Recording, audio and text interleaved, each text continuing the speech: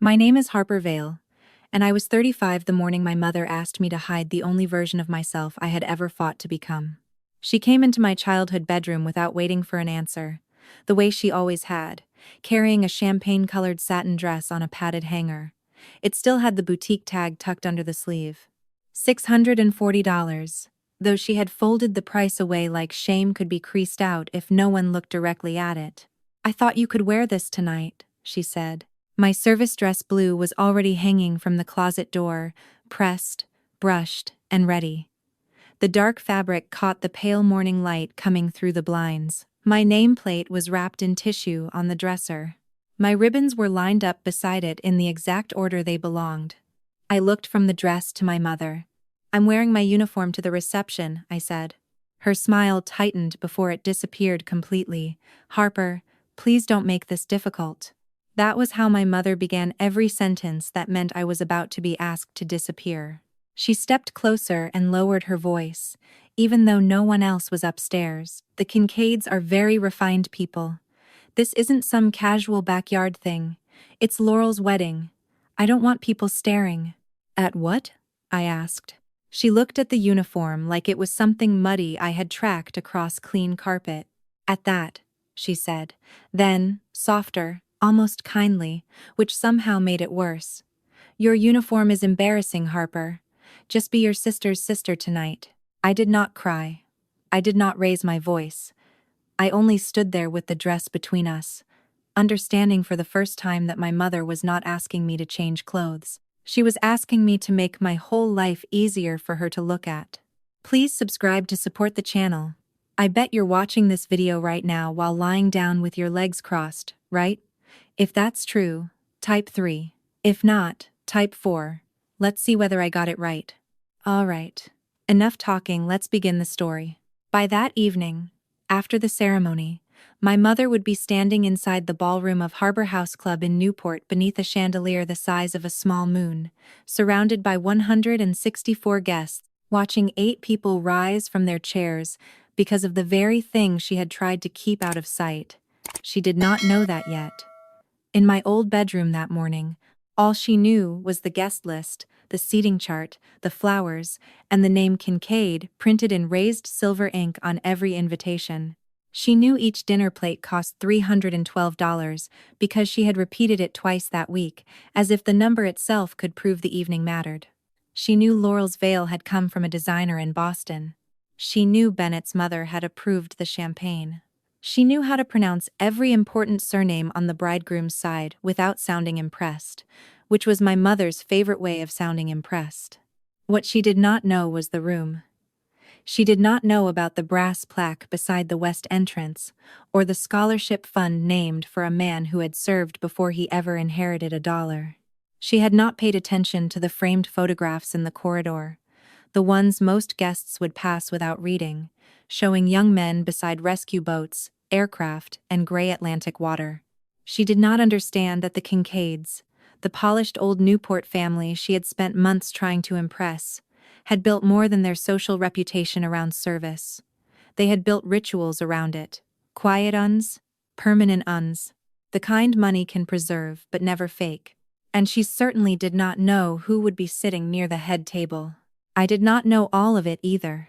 Not then. I only knew that my mother's fear had weight. It pressed against the walls of that bedroom, against the satin dress on the bed, against my ribs. She was afraid one glimpse of dark blue fabric and polished buttons would undo everything she believed Laurel's wedding was supposed to prove. That we belonged, that we had risen, that no one could look at us and see where we came from. For years, I had mistaken that fear for manners. That morning, I finally saw it clearly. My mother was not protecting Laurel's wedding from me. She was protecting a story she had spent her whole adult life rehearsing. But stories have a way of failing in rooms full of people who know the truth when they see it. By sunset, 8 strangers would stand before my own family did, and my mother would understand, far too late, that she had hidden the one thing those people would have honored first. I did not learn the source of my mother's shame all at once.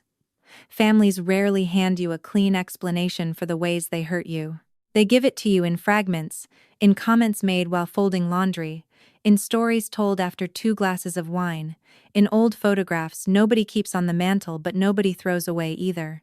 My mother was born in Bridgeport in 1965, in a second-floor apartment above a laundromat that shook every time the machines downstairs hit the spin cycle. Her father worked nights at the docks. He wore a dark work jacket, with his name stitched over the pocket, and by morning, it smelled like salt, diesel, and cold metal. My grandmother used to wash it twice, and still hang it outside, because the whole kitchen would carry the smell. Celeste hated that jacket. She never said it exactly that way, but I understood. She hated the way it announced what kind of family she came from before she could open her mouth. She hated waiting at school with wet shoes because there was no money for a second pair. She hated teachers who spoke slowly to her mother because they assumed tired meant stupid. She hated birthday parties in houses where the carpet was clean and the fathers came home before dark, wearing ties instead of steel-toed boots. Once, when I was 16, I found her sitting at the kitchen table with an old class photo spread in front of her. She pointed to a girl in the second row wearing a sweater too big in the sleeves. "That was me," she said. "I learned early that people decide what you are before you get a chance to tell them." Then, she put the photo away and never mentioned it again. That was my mother. She did not heal from shame. She decorated over it. She married a quiet man with a steady job, moved to a better zip code, joined committees, learned which fork to use at fundraisers, and taught herself to speak in a voice that never revealed panic. She built a life that looked safe from the outside. And then, I grew up and chose a uniform. To her, it did not matter that mine was pressed, earned, and worn with rank. It did not matter that I flew rescue missions over water most people would not cross in daylight. When she saw dark blue fabric and polished gold buttons, she did not see service. She saw her father's stained jacket. She saw rent past due. She saw every room where she had felt small. I understood that. I just could not keep paying for it with my own life. The uniform had never been abstract to me. It was not an idea, not a symbol I put on to make a point, and certainly not a costume I wore because I could not find a real career. It was mornings before sunrise, when the air on base tasted like fuel and salt. It was coffee gone cold beside weather reports. It was my hands checking the same straps twice, because someone's life might depend on whether I had missed a buckle at 4:37 inches the morning. I flew helicopters for the Coast Guard out of Cape Cod, and there were days when the work felt almost ordinary. Training flights, maintenance briefings, paperwork that multiplied when no one was looking. Long stretches of waiting for a call you hoped would never come. But then the radio would crackle, and the whole room would change. Someone was missing. Someone's boat had gone quiet. Someone's father or wife or son was out on water that did not care how loved they were. That was the part my family never asked about. At home, my life got reduced to something small enough to pass around politely. When neighbors asked what I did, my mother would smile and say, "Harper is with the Coast Guard right now," with that tiny lift in her voice, "on right now," as if service were a delay on the way to becoming acceptable. At Thanksgiving, an uncle once asked if I mostly gave tickets to drunk boaters. Laurel laughed because she thought he was being harmless. My father looked down at his plate and cut his turkey into pieces too small for a grown man. I learned not to correct them. Correction requires hope.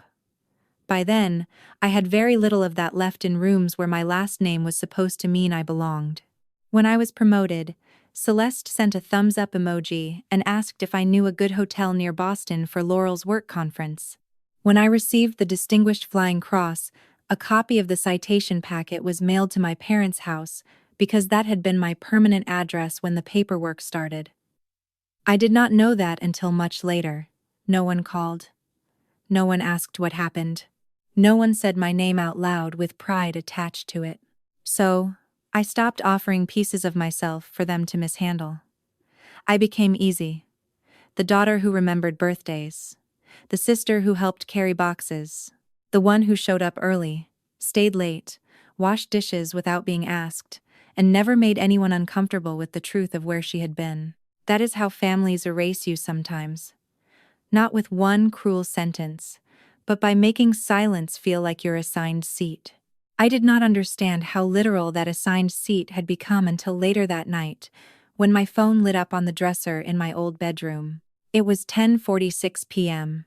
I remember because I had been staring at the ceiling for almost an hour, listening to the house settle around me the way it used to when I was 17 and counting the days until I could leave.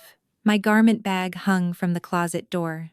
The champagne dress lay across the chair, smooth and patient, like it already knew everyone expected me to choose it. The message was from my Aunt Rosalie. No words, just a screenshot. Rosalie was my mother's younger sister, the kind of woman who lowered her voice even when she was right. She had spent most of her life keeping peace in rooms where peace usually meant letting Celeste win. So when she sent me proof instead of an apology, I knew something had finally become too ugly for her to carry alone. The group chat was called Laurel Wedding Final Details. Everyone was in it: my mother, my father, Laurel, 2 cousins, an uncle, Rosalie. Everyone except me. My thumb hovered over the screen before I read the messages. It is strange how the body knows first. My stomach went cold before the words even settled into meaning. At 9:18 that morning, my mother had written, "Please make sure Harper does not wear the Coast Guard uniform." "The Kincaids are not that kind of people," Laurel replied 4 minutes later. "I just don't want my wedding to look like a military fundraiser." A cousin added a laughing emoji. Someone else wrote, "Seat her at table 16 near the side door if she insists on making it awkward." I read that line twice. Table 6, near the side door. There it was, in plain text, the quiet architecture of my place in the family. Not absent, because absence could be questioned. Present, but positioned where I would be easy to overlook. Close enough for family photos if needed. Far enough not to disturb the story. Then I saw the part that hurt worse than all of it. Read by Martin Vale. My father had seen it. He had read the words my mother wrote about me. He had read Laurel's reply. He had read the joke about the side door, and he had said nothing.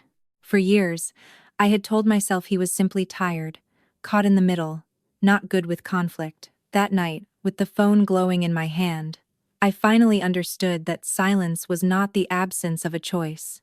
It was the choice. I set the phone face down on the bed and looked at the uniform hanging in the dim light. For the first time, I did not wonder whether wearing it would make my family uncomfortable. I wondered how long I had been mistaking their comfort for my duty. A few minutes after I turned the phone over, it buzzed again. This time it was Rosalie asking if I was awake. I almost did not answer. Part of me wanted one more night inside the old lie. One more night believing my family had simply misunderstood me instead of arranged me neatly near a side door. But the phone was already in my hand, and pretending suddenly felt heavier than knowing. I typed, "Yes," she replied. Back porch? The house was quiet when I went downstairs. My parents had gone to their room. Laurel was at the hotel with her bridesmaids, probably steaming dresses and laughing over champagne. The kitchen smelled faintly of lemon cleaner, and the hydrangeas my mother had bought for the breakfast table. Everything looked normal, which felt almost insulting. Rosalie was already outside, sitting on the back step with her cardigan pulled tight around her shoulders. The porch light made her look older than 57, or maybe I was finally seeing what years of keeping quiet had done to her. "I'm sorry," she said before I sat down. I looked at her. For sending it? For not sending things sooner. That was the first honest sentence I had heard from anyone in my family all day. I sat beside her, leaving a careful space between us, the way you do with someone who has helped you but still waited too long. Rosalie rubbed her thumb along the edge of her phone. "Your mother has been managing you like a problem since you were 22. I let out a small laugh, but there was no humor in it. "That's a very polite way to put it." "I know." She looked toward the dark yard. I told myself it wasn't my place. But really, I didn't want to be the next person Celeste punished with silence. There it was, the family rule said out loud. Keep Celeste comfortable, and the room stays warm. Cross her, and the temperature drops for months. "Why now?" I asked. Rosalie swallowed. "Because this time they put it in writing, And because your father read it. She did not say more. She did not need to. Maybe that did not excuse her. Maybe nothing did. But the screenshot on my phone was proof that fear had finally lost one vote. Rosalie reached over and touched my wrist, lightly, like she was asking permission. "Wear what you want tomorrow, Harper," she said. "For once, let them be uncomfortable." I sat there in the dark with my aunt beside me, the phone heavy in my lap, and understood that she had not rescued me. She had simply opened the door. I still had to walk through it myself. Please subscribe to support the channel. I bet your phone battery is at 58% right now, right? If that's true, type 1. If not, type 2. Let's see whether I got it right. All right, enough talking, let's begin the story. The strange thing was, the first clue that my mother had read the Kincaids wrong had come hours before Rosalie sent that screenshot, and I had almost missed it. The rehearsal dinner was held at Harbor House Club, in a private room that looked out over the Newport Harbor. Not flashy, that was the first thing I noticed. There was nothing desperate about the place, nothing trying too hard to prove wealth. The silver was old enough to have scratches. The wood floors had been walked on by generations. The windows rattled faintly when the wind came off the water, and nobody apologized for it. Real old money, I had learned, did not need everything new. It only needed everything to have a story. My mother moved through that room, as if she were taking an exam she had studied for her whole life. She laughed at the right volume. She touched Celeste Kincaid's arm lightly, then corrected herself and called her Eleanor. Because someone had told her Mrs. Kincaid hated formality. She introduced Laurel with warmth, Bennett with pride, and me with a pause just long enough to become a warning. "This is Harper," she said to one older couple near the fireplace. "My oldest. Nothing else.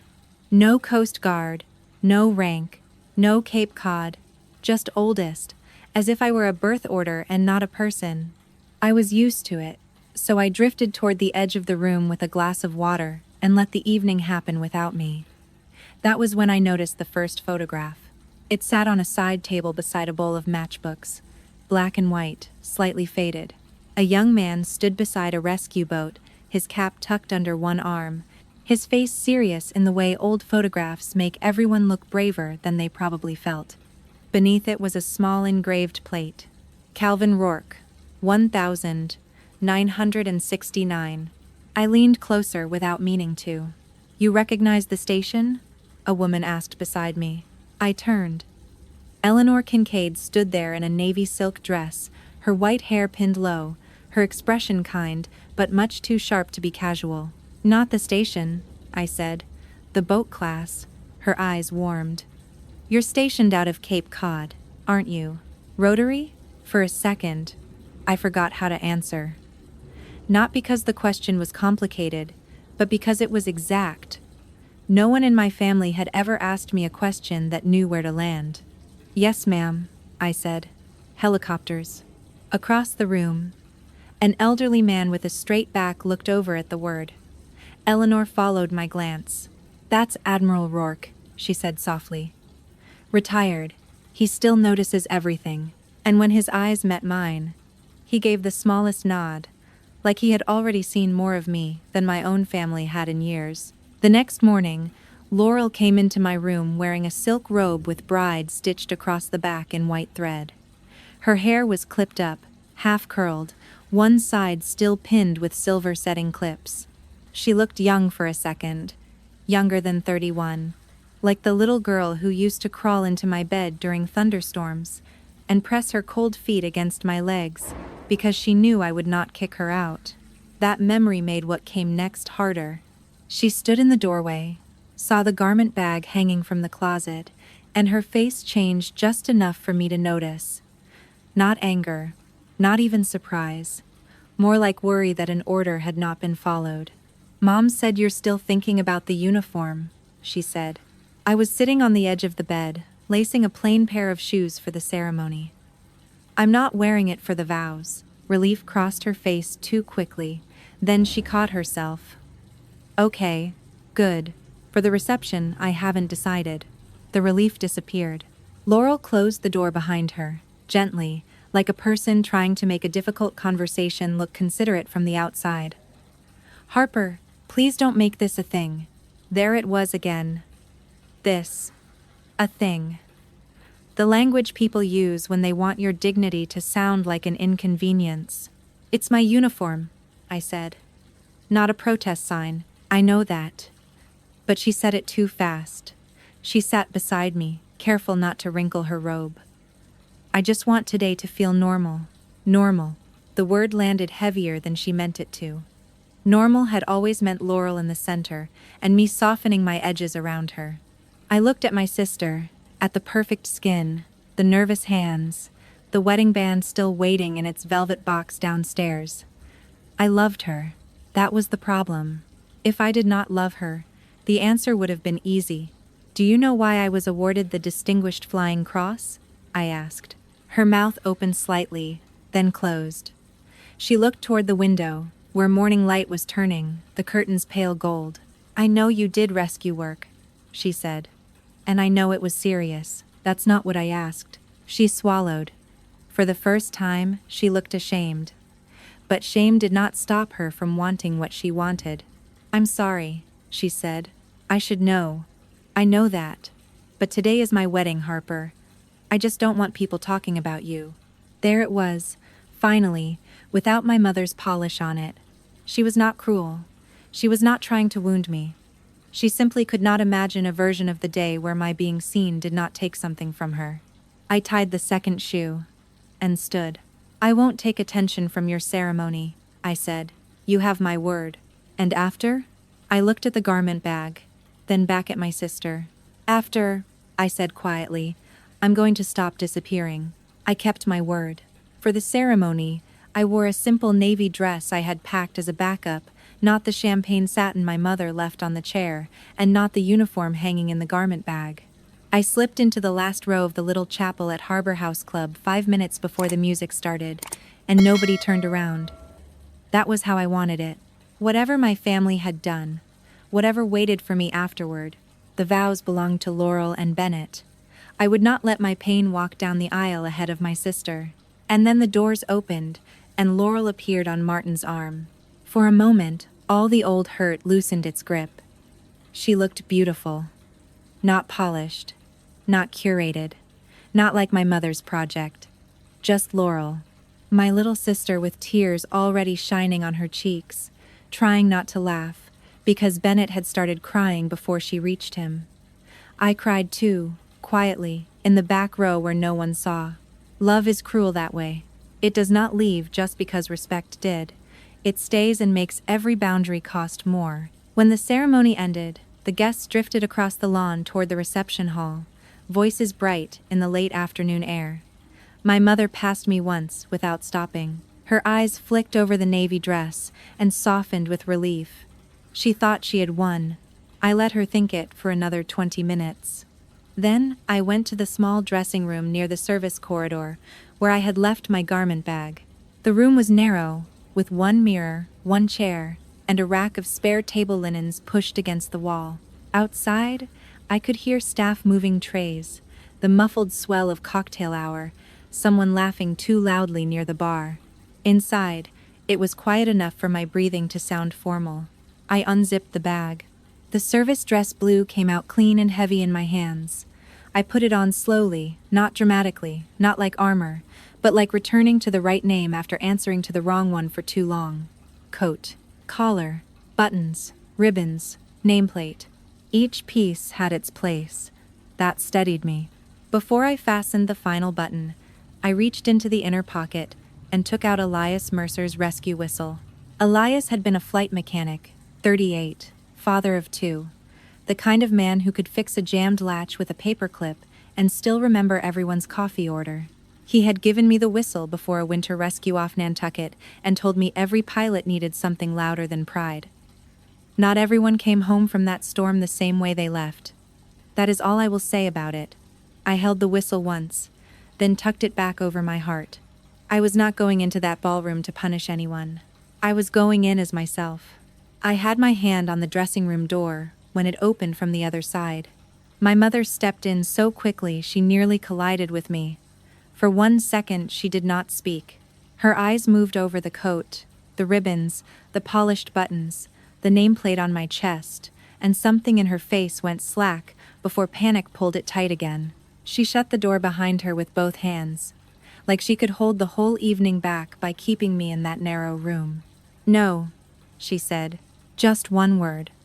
But it carried 35 years of instruction. I stood still. "I'm going to the reception."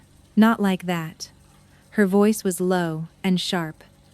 Outside, the cocktail hour was still humming, glasses clinking, laughter rising and falling through the wall. "Harper, take it off, right now." I told Laurel I wouldn't wear it during the ceremony. I didn't. This is still her wedding. "I know." "Then act like it." Her hands were trembling, though she tried to hide it by smoothing the front of her dress. "You think walking in there covered in medals is subtle? You think people won't stare? You think Bennett's family won't wonder why you needed to make a spectacle of yourself?" I looked at her carefully then. Not angrily. Carefully.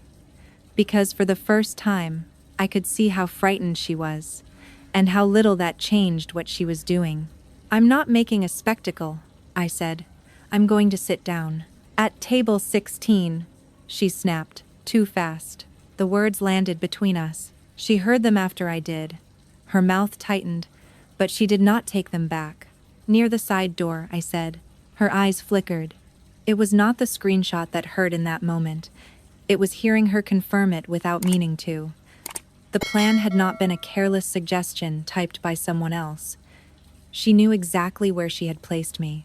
"That's a perfectly fine table," she said. "For someone you don't want seen. Don't twist this." Her voice broke around the edges now. "I am trying to protect your sister from embarrassment." There it was again. Embarrassment. The family word for me when I stopped being useful. I reached for the door handle. My mother stepped closer. "If you walk out there like this, you will humiliate us." I paused with my hand on the brass knob. "No, Mom," I said quietly. "What's humiliate in meetings needing strangers to teach you what your daughter is worth?" Then I opened the door before either of us could soften it, and I stepped out toward the ballroom lights. The hallway opened into the ballroom, through a side entrance, exactly the kind of door a person could use if she had been placed near table 16 and expected to stay quiet. For 1 second, I almost laughed at the efficiency of it. My mother had planned my invisibility down to the architecture. The room was warm with candlelight and music. Glasses chimed. The harbor outside the tall windows had turned silver blue in the last of the evening light. I could see Laurel and Bennett near the head table, surrounded by people waiting for the first announcement. I could see my father standing beside the bar, one hand around a drink he had not touched. I could see table 16 near the side wall, close to the service doors, just as promised. So I headed there.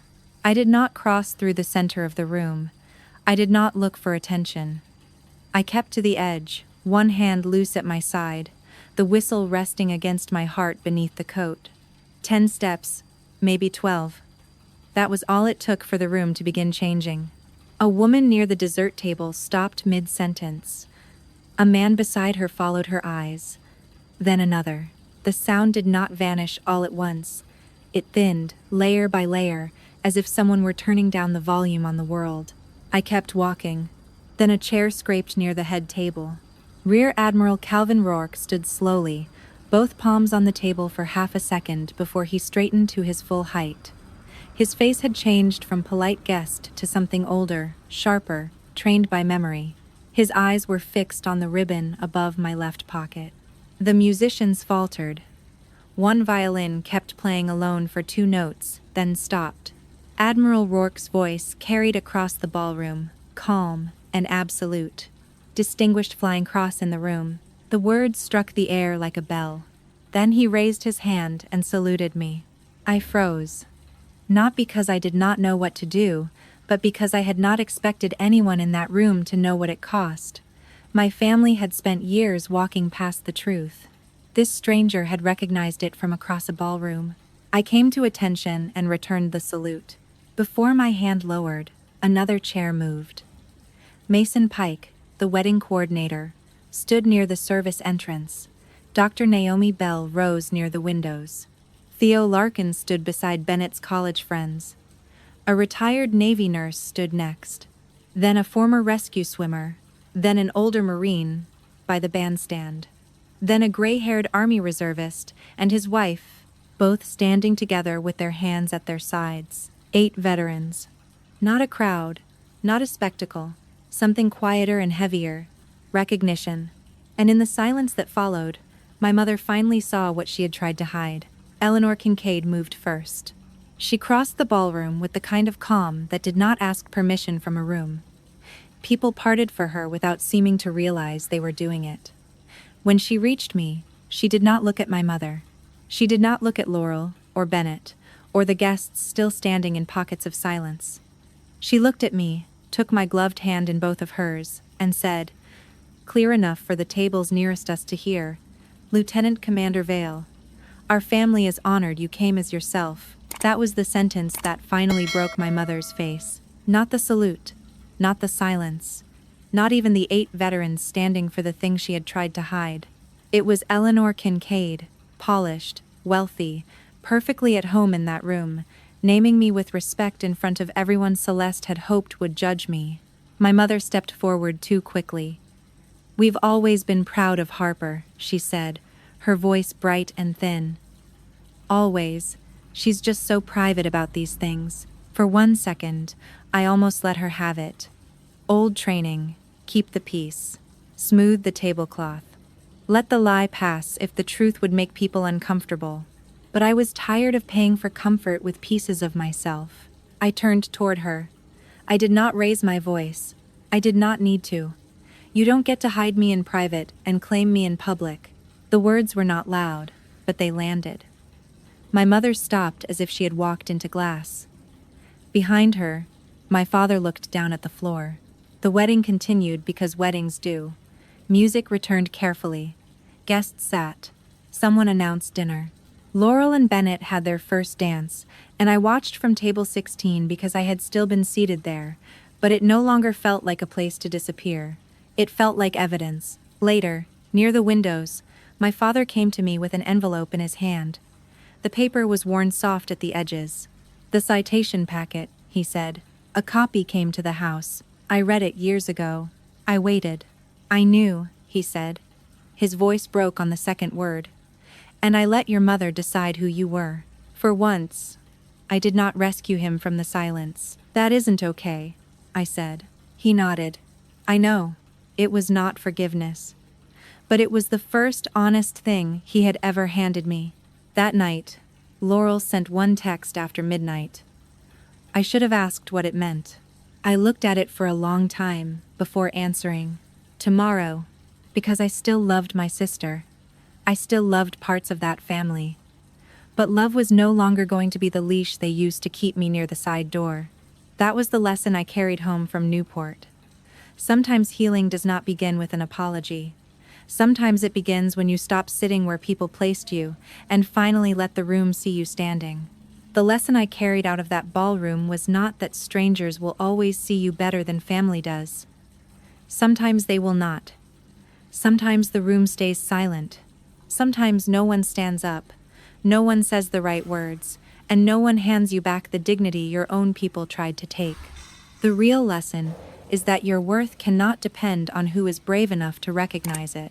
For years, Harper believed love meant making herself easier to accept. She confused peace with silence, loyalty with shrinking, and family with permission. That is a mistake many people make. We tell ourselves we are being patient. We say we are keeping the peace. But sometimes what we call peace is only fear dressed up as kindness. Family should be a place where your truth can breathe. It should not require you to hide your work, your scars, your history, your grief, or the parts of yourself that took the longest to build. Real love does not ask you to become smaller so someone else can feel taller. And healing does not always arrive as a dramatic apology. Sometimes it begins quietly, the moment you decide not to sit in the seat someone chose for your invisibility. Sometimes resilience looks like walking into a room with your hands shaking and still refusing to betray yourself. Harper did not ruin her sister's wedding. She did not expose everyone's cruelty with a speech. She simply stopped helping them erase her. That was enough. So here is the question. Have you ever been asked by family, friends, or someone you love to hide an important part of who you are, just to keep them comfortable? Share your thoughts in the comments. I would really like to know how you would have handled Harper's choice. If this story moved you, please like, subscribe, and stay with us for more stories about dignity, family, and the courage to finally be seen.